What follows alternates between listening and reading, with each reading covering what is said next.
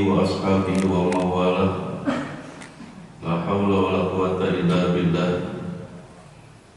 أشهد أن لا إله إلا الله وحده لا شريك له وأشهد أن محمدا عبده ورسوله لا نبي بعده اللهم صل على محمد وعلى آل محمد كما صليت على إبراهيم وعلى آل إبراهيم وبارك على محمد وعلى آل محمد كما باركت على إبراهيم وعلى آل إبراهيم في العالمين إنك حميد مجيد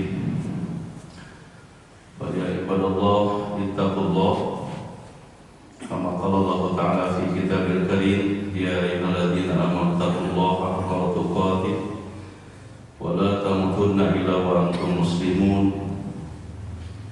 يا أيها الذين آمنوا اتقوا الله وكونوا مع الصادقين يا أيها الذين آمنوا اتقوا الله وقولوا قولا سديدا يصلح لكم أعمالكم ويغفر لكم ذنوبكم ومن يطع الله ورسوله فقد فاز فوزا عظيما. Jemaah sekalian yang senantiasa dirahmati dan diberkahi Allah, alhamdulillah, puji dan syukur kita senantiasa kita aturkan kepada Allah Subhanahu wa taala, Allah Tuhan kita yang senantiasa melindungi dengan perlindungan dengan sebaik-baiknya perlindungan, Allah yang senantiasa memberikan pertolongan dengan sebaik-baiknya pertolongan, Allah yang senantiasa menganugerahkan kepada kita rezeki dengan sebaik-baiknya rezeki yang Allah berikan. Yang mudah-mudahan apapun yang Allah berikan ini bisa menambah ketaatan kita kepada Allah, bisa menambah kecintaan kita kepada Allah, ketaatan kepada Rasulullah, kecintaan kepada Nabi, dan kecintaan kepada kaum muslimin. Jemaah sekalian yang dirahmati Allah, tidak terasa pada hari ini sudah memasuki tanggal ketiga Muharram. Karena pergantian waktu di dalam hitungan Qamariyah adalah waktu maghrib. Kalau tadi jam 5 kita masih berada di tanggal 2. Sekarang jam 6:30, berarti kita sudah masuk tanggal 3 Muharram 1444 Hijriah. Berbicara masalah waktu, tahun ini adalah tahun kembar. Tahun Masehinya kembar 2022, 22 ujungnya 22. Kemudian tahun Hijriahnya 1444. Dan kita pun akan memperingati HUT RI yang ke-77 ya. Jadi kembar semua. Ini tanpa ada bukan hal yang tak sengaja ya. Allah yang memang sudah menyusun itu. Allah sudah menata dengan sebaik-baiknya pengaturan Allah. Termasuk hidup dan kehidupan kita juga ditata dan diatur dengan sebaik-baiknya pengaturan. Dan itu bentuk daripada keadilan Allah, kecintaan Allah kepada kita. Walaupun kita terkadang nggak terima ya dengan kejadian-kejadian yang membuat kita mungkin dirasakan tidak enak ya, tetapi pada hakikatnya Allah selalu memberikan yang terbaik.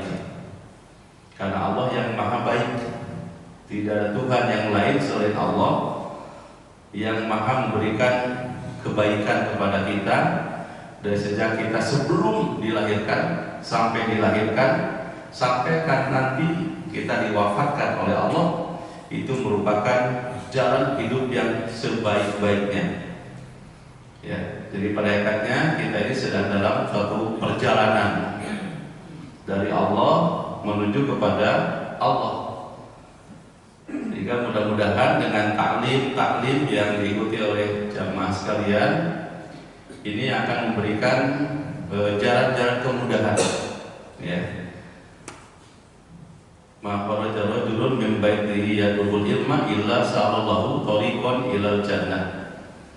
Ya, niatkan ketika berangkat dari rumah ke musola ini adalah yadlubul ilma, menuntut ilmu. Apapun ilmu yang dikaji oleh ustaz-ustaz yang disajikan oleh takmir masjid atau takmir musola, hendaknya menjadikan sebagai kesempatan untuk menambah iman, tasdidul iman, apapun materinya. Apakah materi tentang kisah-kisah para nabi, kisah-kisah para sahabat, kisah-kisah para tabiin, atau kisah-kisah para ulama yang bisa kita jadikan sebagai contoh teladan, ya, dalam hidup dan kehidupan kita. Insya Allah pada malam ini pun saya akan menyampaikan satu kisah yang memang mungkin tidak terlalu dikenal apa yang saya akan kisahkan ini, yaitu seorang yang memang lahir pada zaman Nabi. Tapi ketika lahir itu tahun ke-3 Hijriah dan beliau wafat tahun ke-72 Hijriah. Ya, sedangkan Nabi wafat pada tahun ke-10 atau 11 Hijriah.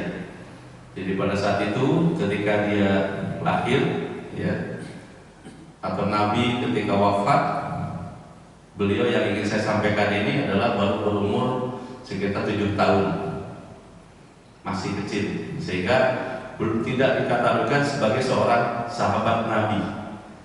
Karena sahabat Nabi itu adalah hidup yang semasa dengan Nabi dan pernah bertemu dengan Nabi. Itu namanya sahabat. Ada orang yang tidak dikenal kenal dengan Nabi, ya. Dia tidak pernah bertemu tapi dikenal oleh Nabi. Ya, seperti namanya Uwais Al-Qarni. Itu hidup semasa Nabi tapi tidak pernah bertemu dengan Nabi. Tapi di surga itu sudah tercatat namanya karena doa dari Nabi. Ya, Allahumma gfir li Uwais. Ya.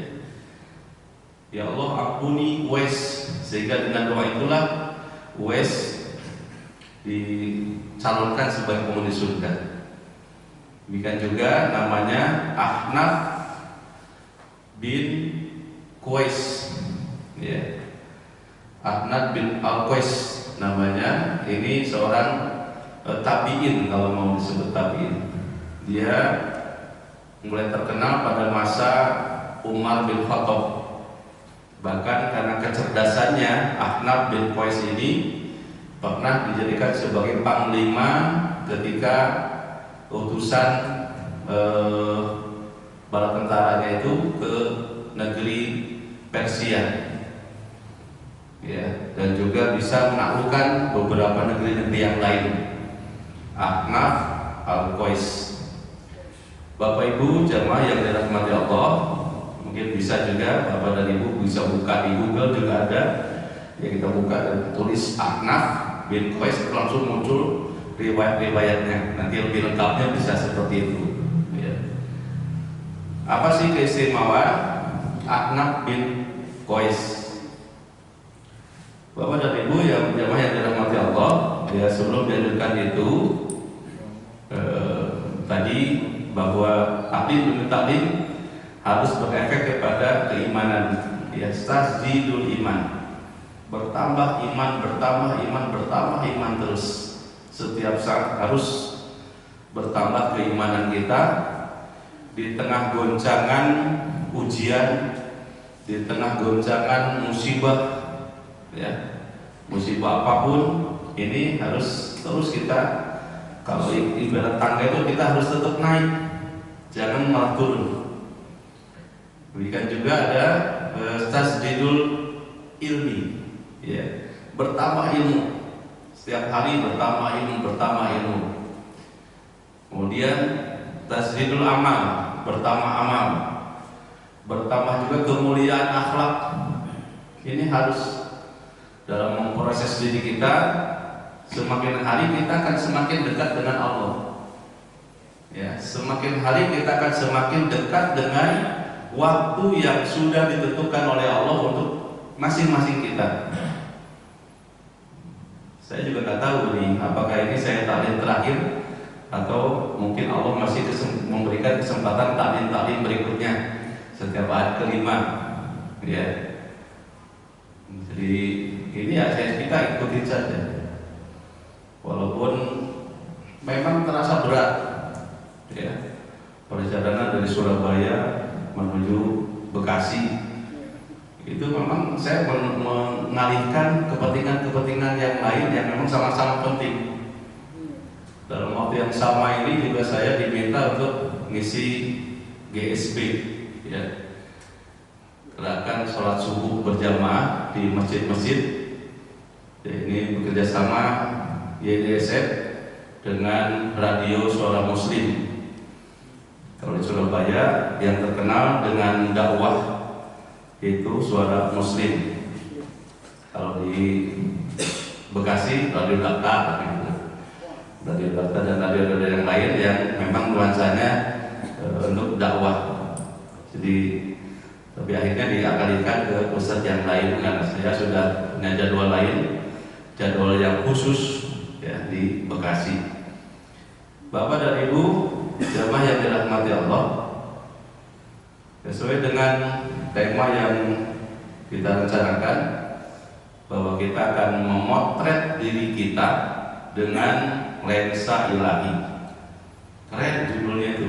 Padahal sebenarnya sangat simpel, ya. Satu pertanyaan, siapa diri kita? Apakah diri kita itu sudah masuk kategori sebagai muttaqin atau orang-orang yang bertakwa yang benar-benar memenuhi kriteria itu, atau hanya dalam pengakuan saja? Ya, siapapun kalau ditanya apakah Anda orang bertakwa, pasti saya orang bertakwa.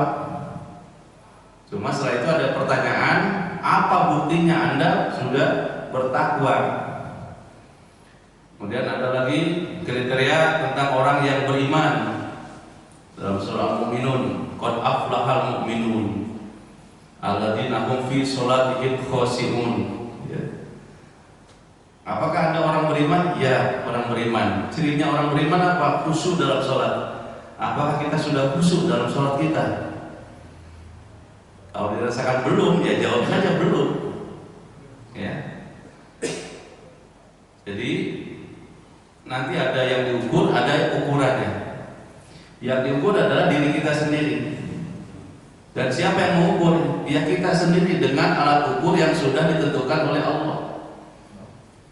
Jadi alat ukurnya bukan dari pandangan manusia, tapi dari lensa ilahi, penglihatan Allah, ketetapan Allah yang sudah dirangkum di dalam ayat-ayat Al-Quran. Jadi hakikatnya ayat-ayat Al-Quran itu dari mulai Al-Fatihah sampai An-Nas ini yang menjadikan menentukan derajat kemuliaan kita di hadapan Allah itu. Ya, kita nggak mencari ukuran yang lain.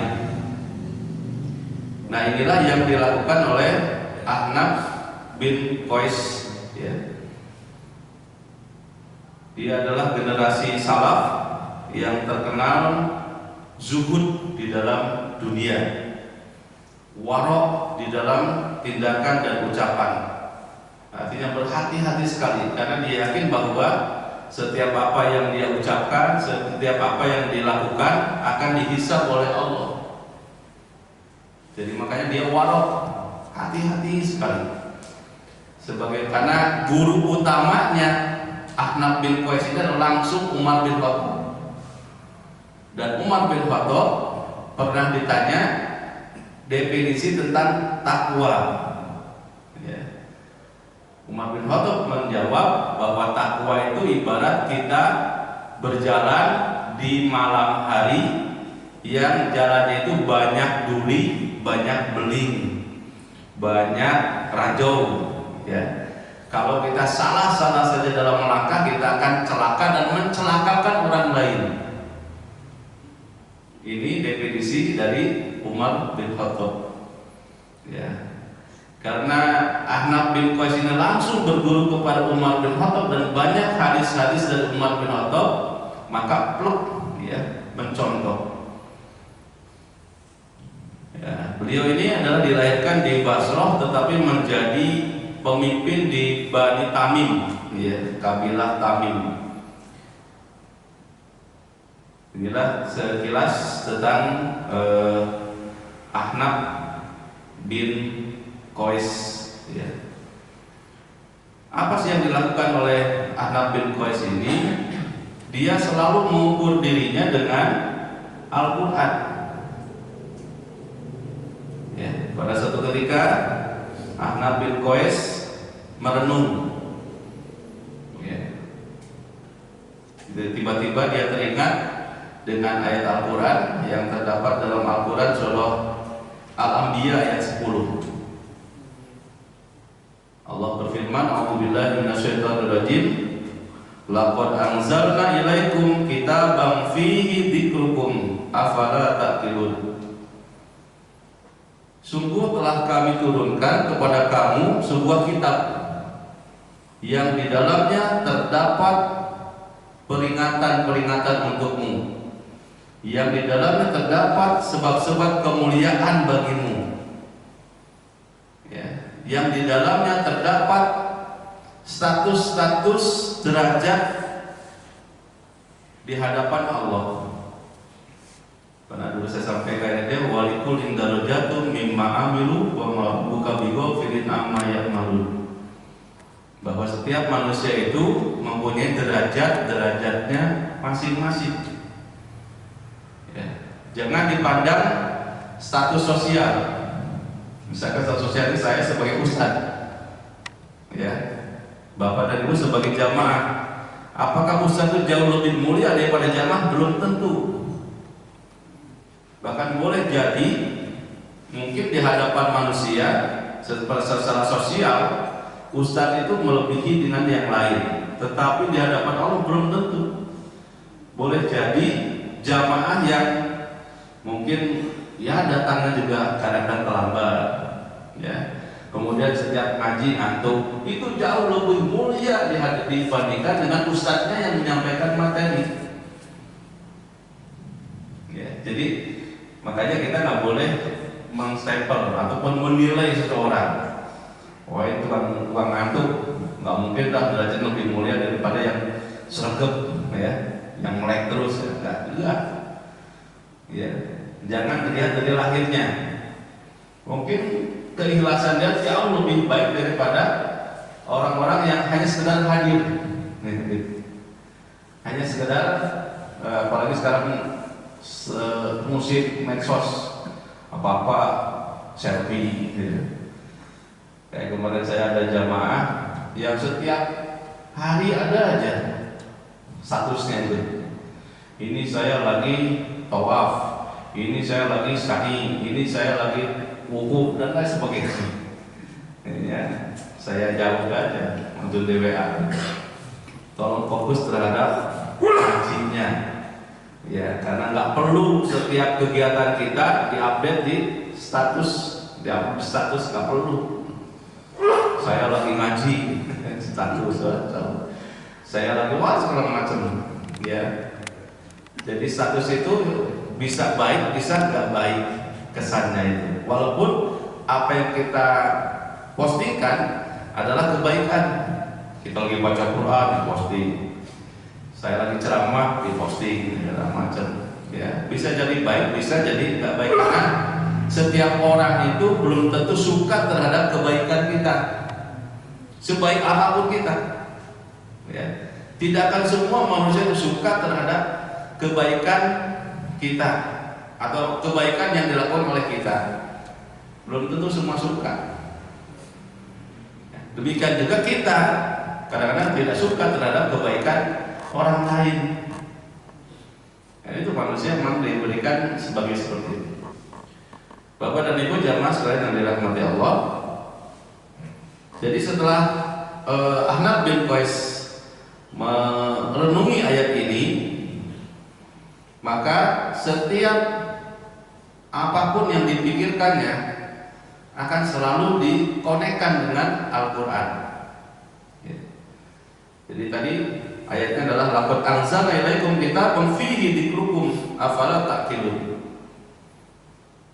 Sungguh Allah itu telah menurunkan ayat-ayat Allah kepada kita, bukan hanya sebagai peringatan, tapi sebagai standar-standar kehidupan yang baik menurut Allah. Ya. Atau bisa dikatakan juga calon-calon penghuni surganya Allah atau calon-calon orang yang diridhoi oleh Allah itu sebenarnya sudah ada bocorannya di dalam Al-Quran. Cuma masalahnya kita sudah memenuhi kriteria atau belum. Misalnya ketika kita baca Bismillahirrahmanirrahim, Alif Lam Mim, Dzalikal kitabul la raiba fihi hudal lil muttaqin. Ya, ayat itu tentang ciri-ciri orang yang bertakwa, atau Al-Quran yang diturunkan untuk orang-orang yang bertakwa. Ayat berikutnya, alladzina yu'minuna bil ghaib wa yuqimunas shalah wa mimma razaqnahum yunfiqun. Ciri-ciri orang bertakwa menurut ayat itu adalah orang yang beriman kepada yang ghaib. Ya, cuma kadang-kadang kita tidak percaya kepada yang ghaib itu. Kenapa nggak percaya? Karena nggak kelihatan, ya, nggak kelihatan. Kita hanya percaya yang nyata-nyata saja. Ada seperti itu. Yu'minuna bil ghaib wa yuqimunas shalah, dan senantiasa mendirikan sholat. Kemudian menginfakkan sebagian dari harta yang Allah rezekikan kepada kita. Apakah kita sudah termasuk orang yang bertakwa menurut kriteria tersebut? Ya. Kalau anak ditanya seperti itu, saya belum pantas disebut orang yang bertakwa karena saya belum maksimal mengimani yang gaib. Karena saya belum maksimal dalam mendirikan sholat. Karena saya belum maksimal menyisihkan sebagian harta untuk yang diinfakkan. Dan yu'minuna bima unzila wa yu'minu unzila min qablikum wa bil akhirati dan seterusnya. Orang yang bertakwa itu adalah orang yang beriman kepada apapun yang diturunkan oleh Allah dalam Al-Quran. Ya. Jangankan beriman, kadang-kadang bacanya juga kita malas. Ya. Rajin baca kalau bulan Ramadan toh, karena mengejar pahala. Kalau di bulan Ramadan bisa berkali-kali khatam Quran, tapi di bulan yang lain, apakah kita bisa mempertahankan prestasi baca Quran kita sebagaimana di bulan Ramadan? Ya, kayaknya enggak. Berarti kita ya belum maksimal. Ya. Jadi Bapak dan Ibu hadirin jamaah yang dirahmati Allah, ya, kembali kepada Ahnaf bin Qais. Setelah merenungi ayat-ayat tersebut, maka menyimpulkan bahwa saya belum pantas disebut orang yang baik menurut Allah. Kemudian sampai hari ini saya belum bisa mengetahui siapa potret diri saya sebenarnya. Udah dibuka lagi Al-Quran. Kemudian dia ketemulah surah Ad-Dariyat ayat 17 dan 18. Kanu qalilan minal laili ma yahjamun wa bil ashari hum yastaghfirun. Mereka adalah orang-orang yang sedikit sekali tidur di waktu malam, dan di waktu pagi sebelum fajar mereka selalu memohon ampunan. Ya, orang yang baik atau orang yang bertakwa menurut Allah, ini kan kelanjutan dari surah Ad-Dariyat ayat sebelumnya.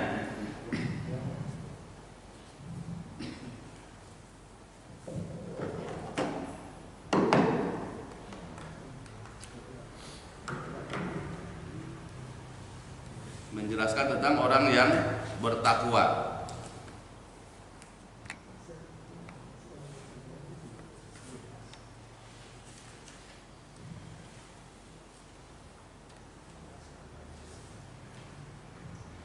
Innal muttaqina fi jannatin na'im bi jannati wa uyun.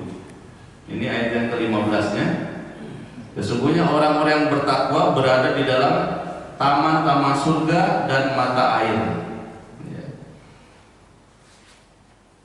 Afidina ma atahum rabbuhum innahum kanu qabla dzalika muhsinin.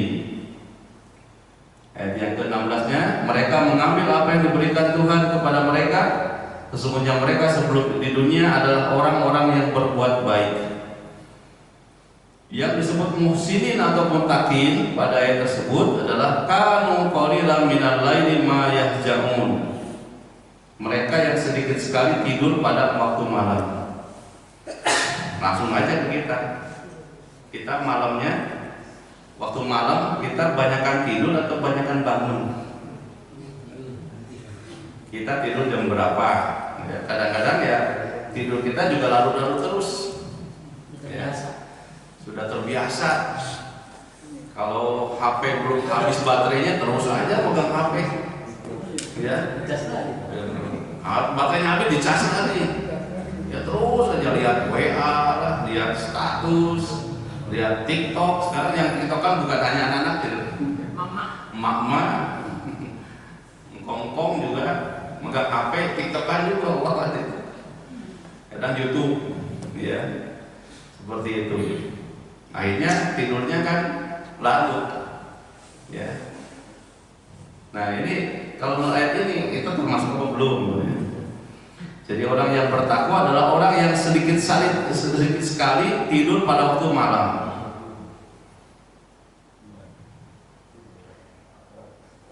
Wabil ashari hum yastaghfirun,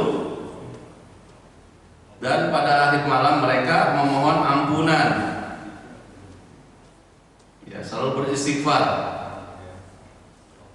Wa fi amwalihim haqqul lis-sa'ili wal mahrum. Dan pada harta mereka ada hak untuk orang miskin yang meminta dan orang miskin yang tidak meminta. Kita pernah nggak menyisihkan? Ya, di waktu malam itu kita sisihkan. Oh ini untuk yang bikin miskin. Ini yang minta maupun yang tidak diminta. Kadang-kadang nggak pernah terprogram seperti itu. Kalau sudah punya saya, ya buat saya istilahnya. Yang lain enggak usah. Ya. Jadi menurut Ahnaf bahwa saya belum termasuk orang seperti itu karena saya masih banyak tidurnya daripada sholat malamnya. Jadi mulai ini tanda orang yang bertakwa adalah orang yang sedikit sekali tidur dan memperbanyak sholat malam. Ahnaf bin Qais semakin deras air matanya. Ya. Wahai Allah, sungguh saya tidak termasuk dari mereka yang kau sebutkan dalam firman-firman-Mu itu. Diakui oleh Ahnaf bin Qais. Kalau kita kadang-kadang merasa pede, baru bisa sholat tahajud 2 rakaat tambah witir 3 aja sudah bangga. Ya, oh soalnya yang penting saya udah tahajud, yang penting saya udah witir, gitu. Padahal dia nggak melihat bagaimana Nabi sholat malam. Memang jumlah rakaatnya hampir sama dengan kita, 11 rakaat, ya. Tetapi ayat-ayat yang dibaca oleh Nabi jauh lebih banyak, jauh lebih panjang daripada kita. Itu Nabi, kan itu kan Nabi, saya kan bukan Nabi, gitu. Alasannya bisa aja, ya.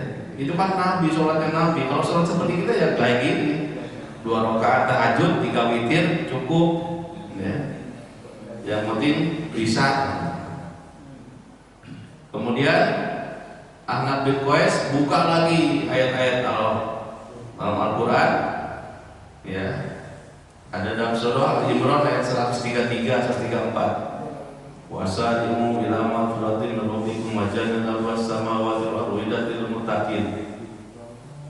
Siapa orang bertakwa menurut ayat itu? Alladzina yunfiquna fis sarra'i wad dharra wal kadhibina al-ghaidha wal 'afina 'anil nas wallahu yuhibbul muhsinin. Orang yang bertakwa menurut ayat ini adalah orang yang selalu menginfakkan hartanya, tidak menunggu kaya dulu, tidak menunggu ada lebih dulu. Ya. Bahkan orang yang bertakwa menurut ayat ini seperti yang pernah dipraktekkan oleh sahabat-sahabat Nabi. Dan ada seorang sahabat Nabi, dia itu tidak punya apa-apa, hanya beberapa butir kurma, hanya segenggam gandum. Tetapi oleh Rasulullah ditawari, kamu sanggup enggak menyediakan makanan buat para muhajirin, ya, para sahabat yang jumlahnya lebih daripada 100 orang. Dengan pedenya, ya pokoknya apapun yang diberitakan Nabi dia sami'na wa ata'na, walaupun dia nggak punya apa-apa. Ya, tetapi buktinya ini siapa namanya, saya lupa lagi ini. Pernah ada sebut namanya sahabat itu. Bahkan sampai sekarang rumahnya itu masih diabadikan sebagai museum di Mekah. Ya, pernah. Jadi tadinya hanya kalau menurut rasio makannya itu hanya cukup untuk 3 atau 5 orang paling banyak. Tetapi yang akan makan bersama Nabi itu jauh lebih daripada 100 orang, bahkan sampai 300 orang dengan harta yang tadi. Ya, sudah kata Nabi, tolong matikan lampunya supaya kelihatan sedikit makanannya. Ya, kalau sedikit kan terang, kelihatan kalau ada air minumnya cuma segini gitu, jangan ada kebagian. Ya, kalau udah lampunya dimatikan biar ini nggak kelihatan. Dia masak dengan beberapa butir kurma ataupun gandum, tapi ternyata dengan izin Allah, dengan karomah dari Rasulullah, bisa menyajikan makanan-makanan untuk 100 orang, bahkan tambah lagi 200 orang sampai 300 orang, dan itu masih sisa untuk keluarga itu. Sampai besok, sampai 3 hari ke depan masih sisa makanan itu. Itu saking yakinnya dengan Allah. Tapi kalau menurut perhitungan kita punya beras cuma 1 kilo di rumah misalnya. Kita mau mengundang 100 orang, kira-kira cukup nggak? 1 kilo beras, kemudian 1 ekor ayam, ya cukup apa enggak? Menurut kita nggak cukup. Itulah yang dialami oleh sahabat Nabi pada saat itu. Tapi ternyata cukup, bahkan lebih. Ya kalau betul-betul niat.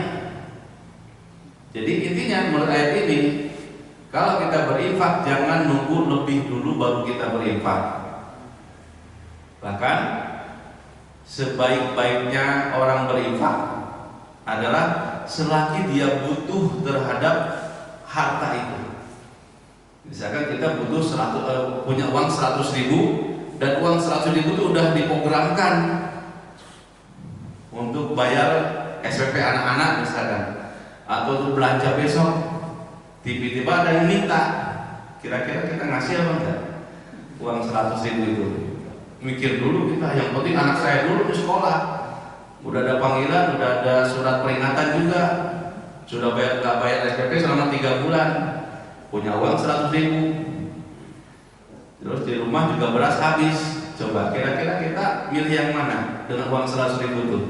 Kita kasihkan kepada orang yang minta, atau kita pertahankan untuk memenuhi kebutuhan kita? Padahal untuk memenuhi kebutuhan kita aja pasti nggak cukup. Ya, untuk bayar SPP 500.000, padahal uang cuma 100.000, nggak cukup juga sebenarnya. Untuk beli makanan aja nggak cukup 100.000 sekarang ini. Bisa apa? Bisa beli apa kalau 100.000? Tapi kalau orang yang betul-betul yakin dengan uang, karena tadi sebaik-baiknya berinfak adalah selagi kita butuh, selagi kita sehat. Kalau orang yang banyak harta yang berinfak itu biasa. Misalkan kita punya uang 1 juta, pada kebutuhan kita 100.000, berarti kan lebih. Itu biasa, bukan ada yang luar biasa, bukan dermawan itu. Kalau kita bisa menyisihkan uang 100.000 dari uang kita 1 juta, itu biasa. Tapi kita bisa nggak memberikan uang 100.000 yang uang 100.000 kita butuhkan sekali? Ya nggak bisa. Makanya kita nggak termasuk orang seperti bertakwa taala. Ya. Ayat ini menjelaskan bahwa orang yang bertakwa adalah selalu menafkahkan hartanya setiap saat, tidak menunggu sampai ia kaya atau lebih dulu. Kemudian Ahnaf bin Qais berkata lagi, wahai Allah, saya tidak termasuk kelompok ini. Saya nggak pantas disebut orang yang bertakwa kalau berdasarkan ayat ini. Cari lagi ayat yang lain yang kira-kira pantas dengan dia. Ketemulah surah Al-Hasr ayat 9. Surah yang ke-59. Ini kalau otak-atik Al-Quran aja, kembali lagi Al-Quran ya. Cuma kadang-kadang karena jarang dibaca atau hanya kita baca saja, nggak ngerti ayatnya ini. Jadi maksudnya Allah itu apa? Yang penting baca aja, yang penting dapat pahala gitu.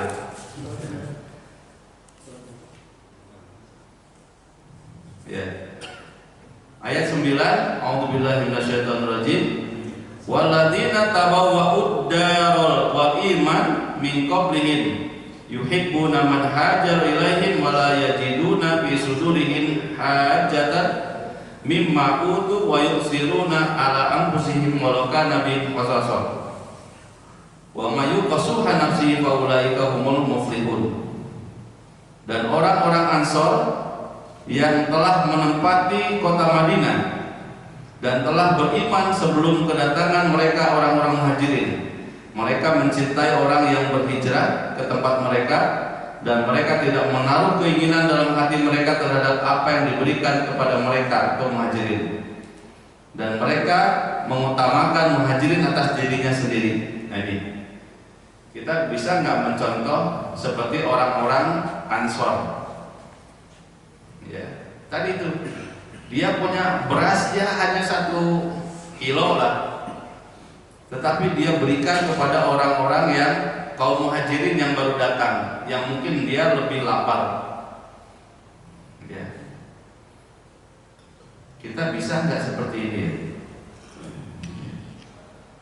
Dan mereka mengutamakan orang-orang lain atas diri mereka sendiri. Kalau kita kan enggak. Kalau kita punya makanan, siapa dulu yang didulukan? Kalau kita punya hewan kurban misalnya, siapa dulu yang didulukan? Keluarga dulu. Masa saya kurban nggak nyate-nyate aja misalnya? Ya. Nyate dulu, baru dibagikan misalnya ke yang lain. Tapi alhamdulillah dia lihat nggak seperti itu, karena melimpah ruah dagingnya tuh, ya. Nah, alhamdulillah sampai panitianya kecapean, sampai minta cuti lagi. Ya, 2 minggu nggak usah ada kajian karena capek. Tapi akhirnya alhamdulillah saya nego. Akhirnya alhamdulillah saya bisa hadir hari ini. Tadinya dibatalkan, Pak. Tadinya rencananya karena kecapean. Ya, panitia memang benar-benar capek. Berapa ekor kebaya sapinya, Pak? 11. Saya aja 1 ekor itu hanya 1 jam selesai. Ya, hanya 1 ekor. Di sini 11 volt. Lebih. Ya. Jadi ini bisa nggak kita seperti ini? Mereka yang dipuji Allah dalam ayat ini adalah orang-orang Ansor yang memberi semua kebutuhan saudara-saudaranya kaum Muhajirin yang dari Mekah. Mereka membiarkan dirinya lapar, yang penting orang Muhajirin bisa kenyang. Ya. Kemudian setelah membaca ini, Ahnaf bin Qais sekali lagi berkata, wahai Allah, sungguh saya tidak termasuk kelompok ini. Ia diam beberapa saat. Wahai Allah, aku belum menemukan potret diriku. Aku nggak pantas disebut orang yang bertakwa kalau kriterianya seperti itu. Dan aku sebaliknya, Aku akan memprioritaskan aku dan keluargaku dulu, baru orang lain yang membutuhkan. Ya. Kemudian kala galau tersebut, buka lagi ayat Al-Quran, ya, baru terbuka surah As-Saffat ayat 35-36. Innahum kanu idza qila lahum la ilaha illallah yastakbirun wa yaquluna inna la tariku ahliyatina lisyahidil majnun. Sungguh mereka dahulu apabila dikatakan kepada mereka la ilaha illallah, tiada Tuhan melainkan Allah, mereka menyombongkan diri. Apa maksudnya dia? Ya. Disuruh untuk zikir, kadang kita enggak. Ya. Disuruh baca la ilaha illallah, malah menyombongkan diri, merasa dirinya sudah soleh, merasa dirinya sudah banyak pahalanya. Ya, maka suruh bikin aja males. Ya, termasuk saya. Ya, berapa kali sih Ustaz membaca kalimat la ilaha illallah dalam sehari semalam? Paling banter setiap sholat 3 kali. La ilaha illallah wahdahu la syarikalah lahul mulku wa lahul hamdu wa huwa ala kulli syai'in qadir. 3 kali setelah sholat, 3 kali 5 hanya 15 kali baca la ilaha illallah. Ya. Baru segitu aja sudah merasa pengen masuk surga. Ya. Bagaimana dengan yang lain? Katanya pengen menjadi pengikut Nabi Muhammad. Berapa kali kita baca sholawat? Kita membedakan masalah NU Muhammadiyah enggak? Ya, kadang terkesan orang NU jauh lebih rajin baca sholawatnya daripada orang Muhammadiyah.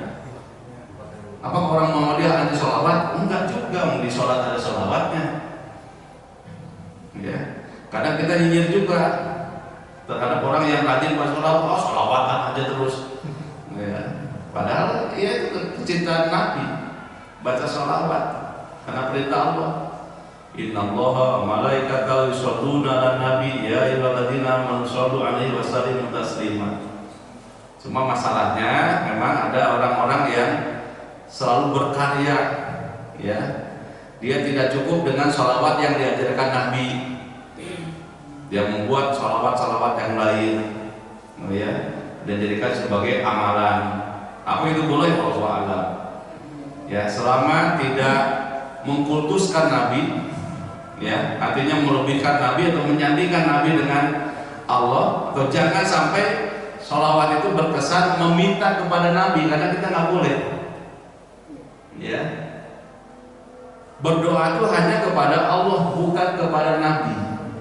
Nabi tidak pantas untuk kita mintakan pertolongan. Cuma kadang-kadang ada kalimat-kalimat dalam sholawat itu yang kesannya meminta kepada Nabi. Ini masalahnya. Ya Rabbi bil Mustafa balik maqasidana. Yo, pengertiannya kayak apa dulu? Ya Rabbi bil Mustafa, wahai Tuhan dengan Al Mustafa, dengan Nabi Muhammad, balik maqasidana, sampaikan hajatku. Secara sekilas sholawat tersebut seolah-olah kita meminta kepada Nabi untuk menyampaikan hajat, untuk memenuhi hajat kami, hajat yang membacanya. Ya. Padahal ya selalu dikiaskan ke yang lain. Itu maksudnya nggak begitu. Kita Nabi itu sebagai wasilah saja. Tetap kita mintanya kepada Allah, ya. Cuma wasilahnya kepada Nabi. Nah, gitu. Kadang-kadang beda pendapatnya seperti itu aja. Baik. Wa yaquluna a'inna, pada ayat berikutnya.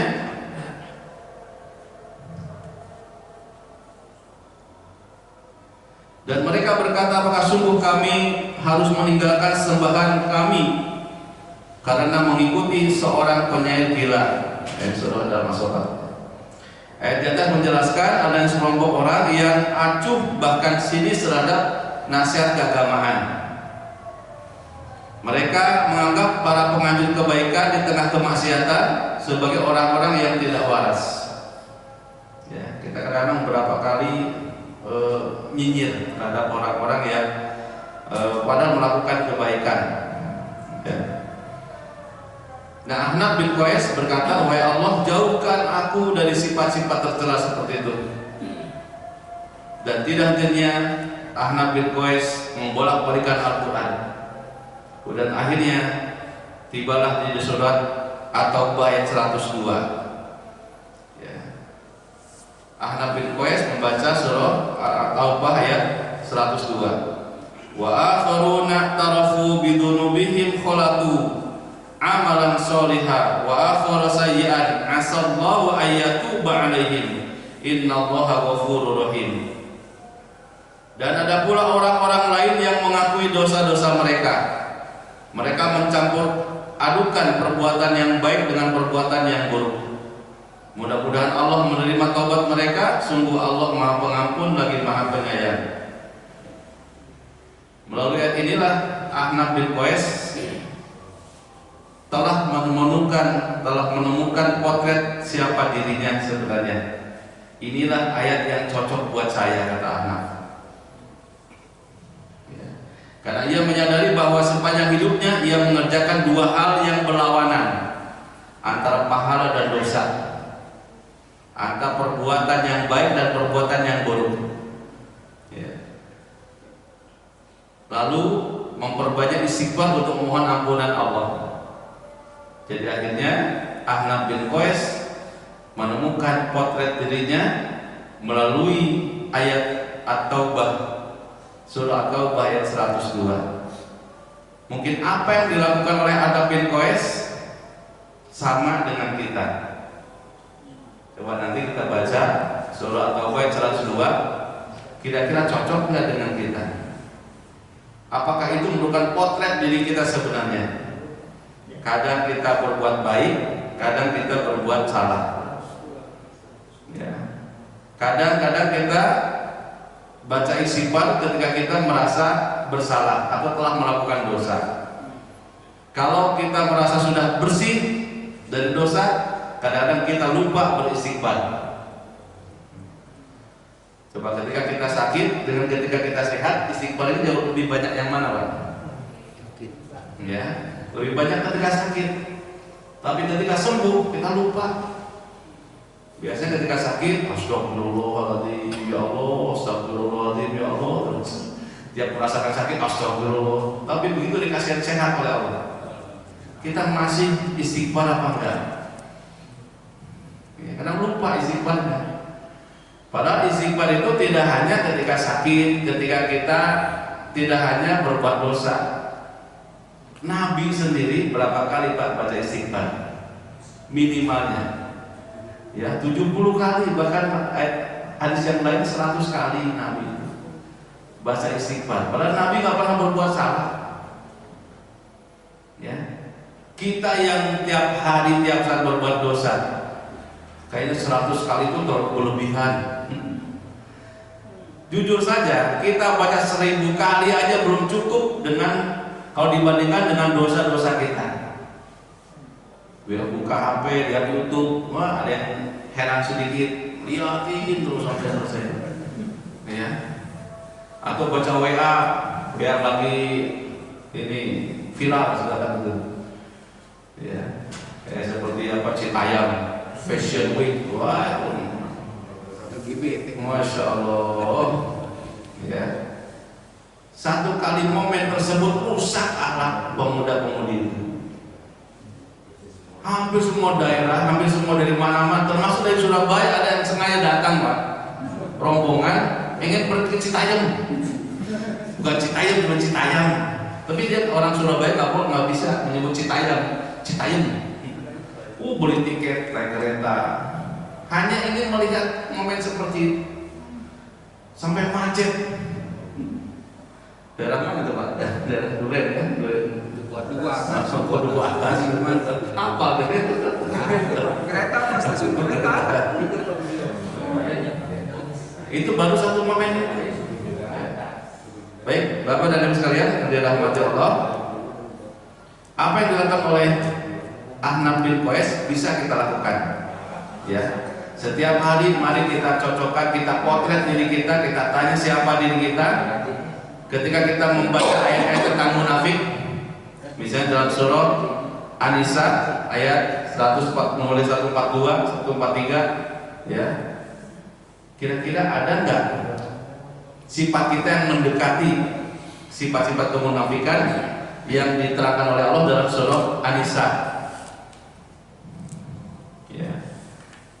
An-Nisa ayat 142, 143. Kayaknya banyakkan cocoknya. Ketika kita mau sholat rasanya malas sekali. Ya. Kalau lagi banyak orang kita suruh lalu, oh banyak lah, sholat lagi. Tapi kan ketika sendiri, sholat 2 rakaat merasa jauh lebih banyak, ya sudah merasa lebih banyak. Nah ini yang diceritakan dalam Al-Quran. Silakan baca surah An-Nisa. Ayatnya ke 1, 4 tentang orang-orang munafik.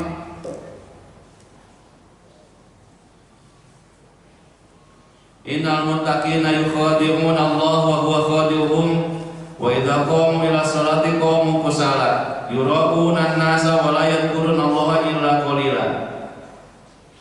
142. Sesungguhnya orang munafik hendak menipu Allah, tetapi Allah lah yang menipu mereka. Apabila mereka berdiri untuk sholat, mereka lakukan dengan malas. Mereka bermaksud riya, ingin dipuji di hadapan manusia, dan mereka tidak mengingat Allah kecuali sedikit sekali. Ayo, berapa banyak kita baca subhanallah, alhamdulillah, la ilaha illallah, Allahu akbar dalam sehari semalam? Berapa banyak? Ila qalil, hanya sedikit saja. Kalau kita masih sedikit mengingat Allah, berarti kita sudah mendekati, bahkan mungkin kita seorang munafik. Jadi munafik itu tidak berarti kadang-kadang sholat, kadang-kadang enggak, kadang-kadang nipu, kadang-kadang enggak, bukan itu. Orang sholat aja ditipu, ya. Kalau lagi sholat sendiri, dia malas-malasan. Tapi kalau aku sholat dengan yang lain, wah, saya malu kalau dibilang jamaah yang malas, sholat lagi. Ya. Bahkan habis sholat subuh, sholat lagi, saking rajinnya. Habis sholat asar, sholat sunnah lagi. Ini sholat sunnah apa? Habis asar sholat sunnah. Ini sholat sunnah apa? Kalau habis sholat subuh sholat sunnah lagi. Ya, saking rajinnya. Ya. Kayak Bapak dan Ibu hadirin jamaah dirahmati Allah. Ya, marilah kita potret diri kita mengikuti ayat-ayat Al-Quran sebagai lensa ilahi, sebagai tolak ukur, ya, sebagai standar kebaikan, standar kemuliaan yang sudah diturunkan oleh Allah dalam Al-Quran ini. Target akhirnya, apakah kita sudah menjadi orang bertakwa atau belum? Yang penting kita usaha, terus proses diri kita. Ya, semakin dekat dengan kematian kita, harusnya semakin jauh lebih baik ibadah kita. Itulah yang dinamakan husnul khotimah. Ya. Jadi husnul khotimah itu bukan doa setelah kita mati baru sebagai husnul khotimah, enggak. Justru husnul khotimah kita sekarang ini, ayo, ya kita perbaiki terus sampai akhir hayat kita. Itu namanya husnul khotimah. Boleh kita berdoa, Allahumma inna nas'aluka husnul khotimah. Ya Allah, kami bermohon kepadamu ya Allah, kehidupan saya husnul khotimah, baik di akhirnya itu. Sholat saya baik di akhirnya, sedekah saya baik di akhir kita. Ya, sholat di akhir hidup saya. Ya, minta diberikan kesempatan oleh Allah untuk beribadah dengan sebaik-baiknya ibadah di akhir-akhir kehidupan kita. Ya, saya kira itu yang dapat saya sampaikan. Mudah-mudahan apa yang saya sampaikan ini ya sedikit banyak menegur diri saya sendiri. Ya, ternyata kalau cocok-cocokkan dengan ayat Al-Quran, saya belum apa-apa. Dikatakan orang yang sabar, saya belum sabar. Kalau berdasarkan ayat-ayat Allah tentang sabar, dikatakan kita orang ikhlas, belum ikhlas. Kalau kita baca tentang ayat-ayat tentang ikhlas, ayatnya kita sudah hafal, surahnya sudah hafal al-ikhlas, bolak-balik qul huwallahu ahad, Allahu samad, lam yalid wa lam yulad wa lam yakul lahu kufuwan ahad. Sudah bolak-balik kita hafal. Tapi apakah kita sudah ikhlas beneran berdasarkan surah qul hu tadi? Yang menjadikan Allahu samad, Allah tempat bergantung kita tidak akan bergantung kepada selain Allah. Kadang kita menggantungkan kepada manusia juga, ya. Antri BLT menggantungkan beras kita ke BLT. Kalau nggak dapat BLT rugi sekali rasanya. Tapi kalau ketinggalan takdim sekali aja biasa-biasa saja. Allahu Akbar, ya. Ketinggalan BLT yang bulan ini nggak apa-apa, BLT tahun bulan depan masih ada. Tapi kalau ketinggalan taklim hari ini, kira-kira bisa diganti nggak Pak? Enggak. Ya, taklim hari ini nggak bisa digantikan dengan taklim berikutnya. Untuk mengkodok taklim yang hari kelima kemarin saya nggak bisa ikut, taklim Ustaz Ade, nanti aja ikut terus 2 kali aja, biar Ustaz Ade ceramah lagi aja. Nggak bisa. Iya dipegang. Iya. Pokoknya apa yang dilakukan hari ini ya sudah berlaku hari ini, dan itu akan dicatat oleh Allah, dan ini akan menjadi saksi semua. Ya, karpet akan menjadi saksi. Semua yang ada di sini menjadi saksi bahwa kita menghadir taklim hari ini. Kalau besok taklim lagi ya lain lagi catatannya. Jadi nggak bisa dikodok taklim itu. Sama dengan sholat. Sholat hari ini ya berlaku untuk hari ini, nggak bisa kita kodok. Kalau ketinggalan sholat hari ini kita kodok besok. Sholat zuhurnya 2 kali, asar 2 kali nggak bisa. Yang berlaku kodok hanya puasa. Kalau puasa boleh dikodok. Kalau kemarin kita sakit karena nggak puasa ya kita puasa kodok, puasa ganti. Ya. Itu yang dapat sampaikan. Tapi mudah-mudahan ayat-ayat Allah tersebut menjadi pijakan kita, ya, dan akan harus menjadi standar kehidupan kita, standar kemuliaan kita. Semakin kita sering merenungi ayat-ayat Allah, semakin kita mendekati apa yang diinginkan oleh Allah Subhanahu wa taala, sehingga pada akhirnya kita dikelompokkan, ya, menjadi orang-orang yang mulia. Inna akramakum indallahi atqakum. Ya, mudah-mudahan bermanfaat. Mohon maaf atas segala kehilafannya dan kekurangannya. Mudah-mudahan kita dipertemukan lagi pada kesempatan-kesempatan berikutnya, insyaallah. Billahi taufiq wal hidayah. Assalamualaikum warahmatullahi wabarakatuh. Waalaikumsalam.